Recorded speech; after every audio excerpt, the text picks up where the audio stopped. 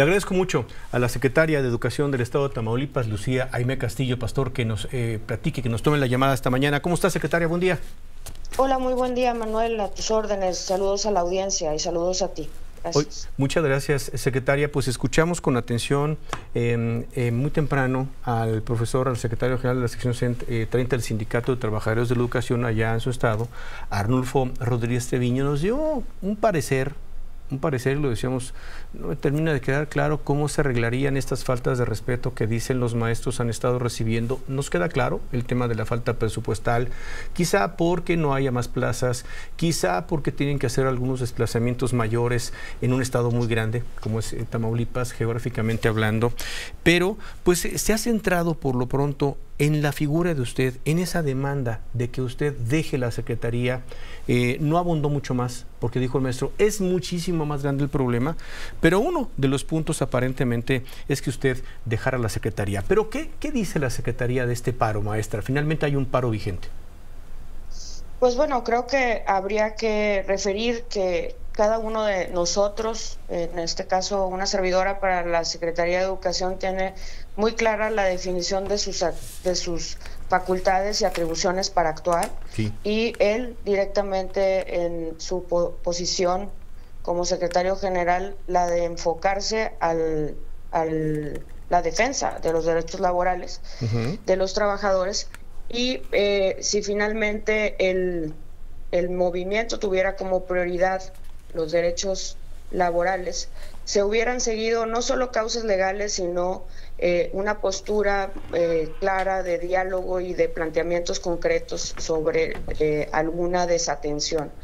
Desde el inicio de la administración, encontramos una serie de situaciones en materia de rezago educativo, no solamente en materia de rezago sobre atención a asuntos de carácter administrativo, que inmediatamente nos pusimos a trabajar en la atención y en tratar de remontar.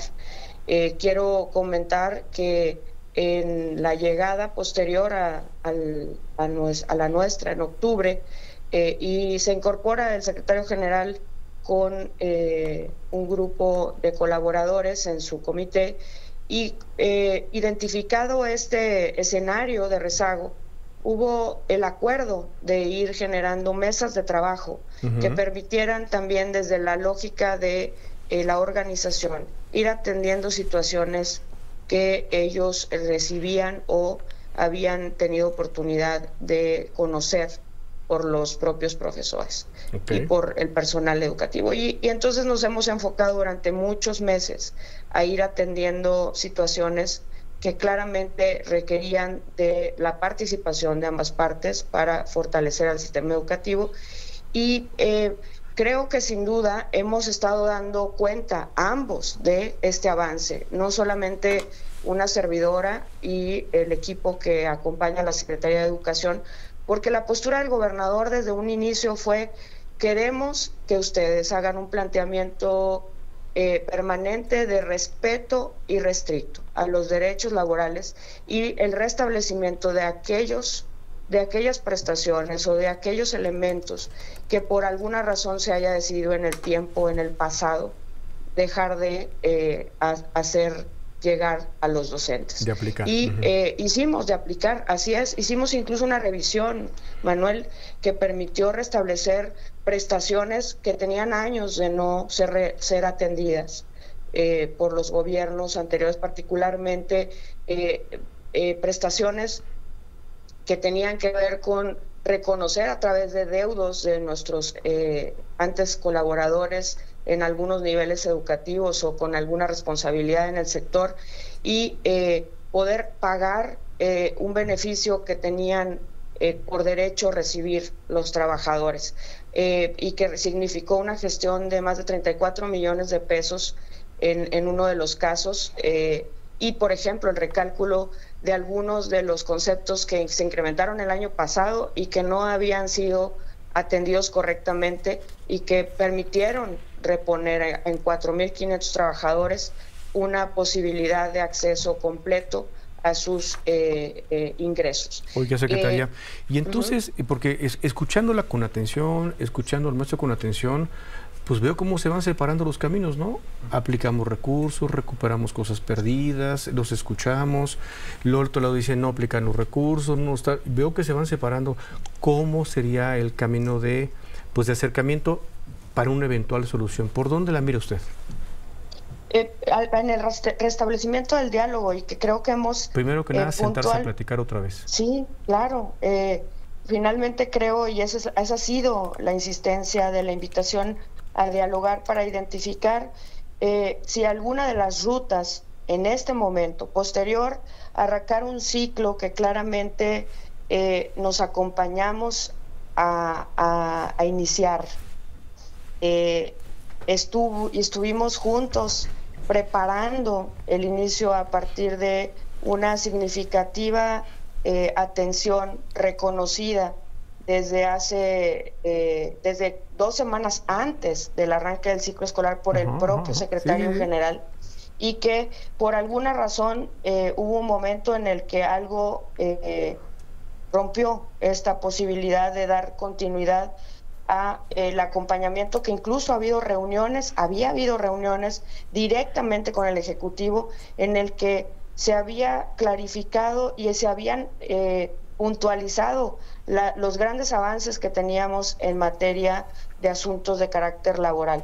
Entonces yo quiero insistir en esto que incluso de una forma ejemplar el señor gobernador ha tenido, de tender el puente, de abrir el diálogo de forma permanente, ahí porque se paró, es allí, ¿no? Ahí se paró, donde, plantó, ¿no? sí, donde finalmente la posibilidad de lograr nuevos puntos de encuentro, nuevas coincidencias. Oiga, secretaria. Y entonces construir un mejor escenario para el sistema educativo será posible. Déjenos ir a la pausa para cerrar, porque quisiera hacerle 2 preguntas, pues no solo de numeralia, ¿no? De dato duro, sí, de estudiantes que están parados, sino tratar de encaminar la parte, pues no final de la entrevista, porque creo que va a quedar incompleta porque no hay diálogo. Déjenos ir a la pausa, no cuelgue, por favor.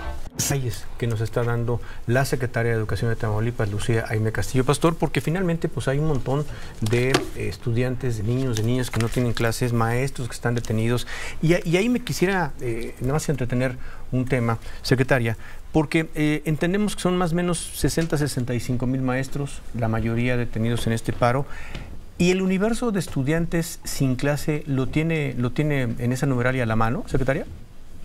Sí, yo quisiera hacer algunas precisiones. Por favor. 49.229 trabajadores de la educación registrados en activo dentro de la Secretaría. Así lo cerramos, 49.229. Y al final se sumarían algunos otros docentes que corresponden a otros niveles educativos, en donde quiero hacer la precisión.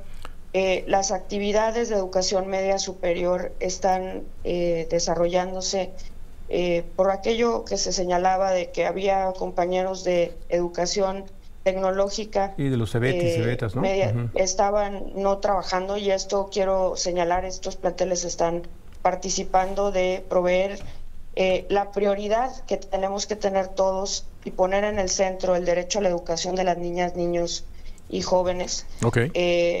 Más de 700,000 estudiantes representan la educación pública, de educación básica y media superior en el estado, y en una parte importante hemos tenido participación.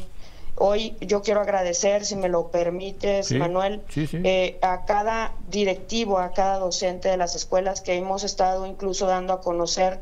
Están activas, están desarrollando sus clases. Ayer nos compartieron incluso en muchos momentos en redes sociales las actividades vinculadas a la organización semanal, desde los honores a la bandera en los lunes hasta la actividad propiamente en las aulas. Y quiero reconocer este compromiso, porque más allá de las posturas que tengan que ver con situaciones que tenemos que continuar resolviendo, porque hay un rezago claro en la identificación. Ayer en los pronunciamientos que tuvieron en la plaza algunos docentes, identificábamos que hay cosas que duelen y que tienen claramente que ver con un rezago del sexenio anterior no atendidos, y que nosotros estamos construyendo y vamos construyendo rutas de atención porque sabemos que ese sentimiento de dolor o de molestia sobre la no atención que se tuvo en su momento para cubrir alguna licencia, algún interinato, tiene atención y solución.